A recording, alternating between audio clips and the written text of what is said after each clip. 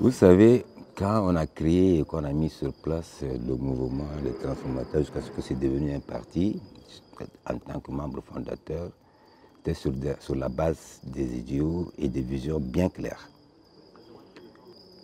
Nous avions très bien commencé, mais au fur et à mesure qu'on avançait, qu'on progressait, j'ai commencé à constater qu'il y a un radicalisme qui s'imposait. Au début, toutes nos décisions étaient collectives. On discutait,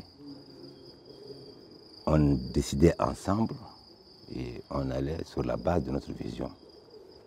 À un moment donné, étape par étape, j'ai commencé à observer qu'il y a un changement. Le président des transformateurs a commencé un peu étape par étape à changer. J'en ai discuté plusieurs fois avec lui.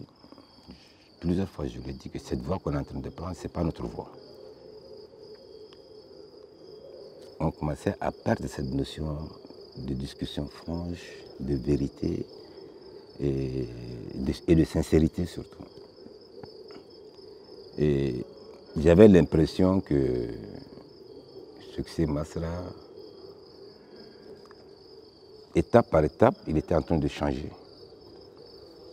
Il y avait des signes. Mais à chaque fois, j'insistais. Je dis non, c'est pas ça, c'est pas ça.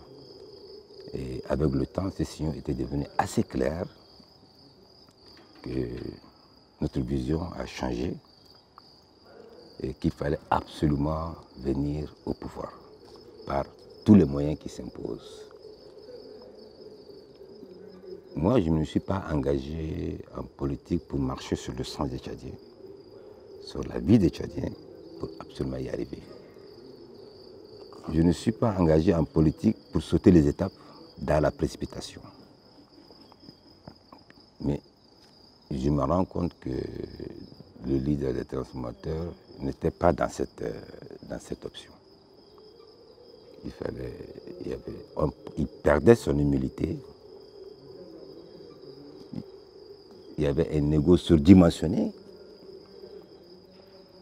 Et surtout, il y avait un but à atteindre coûte que coûte, quelles que soient les pertes. Je l'ai plusieurs fois dit, si tu as changé de vision, il faut le dire. Si tu n'as pas changé de vision, il faut le dire aussi. Mais ne nous mène pas dans un entre-deux où personne ne comprend où est-ce qu'on va, personne ne comprend quelle est notre logique. Et cette voie n'est pas... C'est pas pour cela qu'on s'est engagé. Et ce radicalisme ne faisait qu'augmenter.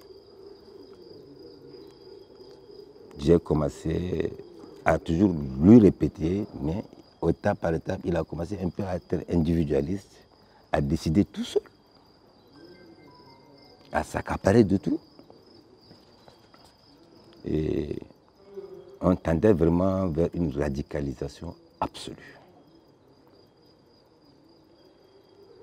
Et le 20, il y a eu toute une masse qui n'a pas été formée, mais qui a reçu des discours radicaux, des discours de division, mais insidieusement transmis, évidemment.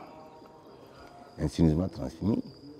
Et quand vous lâchez ce genre de personnes sur le terrain, les conséquences peuvent être graves et non maîtrisables. Je ne me voyais pas dans cela. Je n'étais pas pour cela. Donc, ce qui a fait que j'ai commencé étape par étape à prendre mes distances et à réfléchir. Et finalement, il n'y avait pas d'autre option.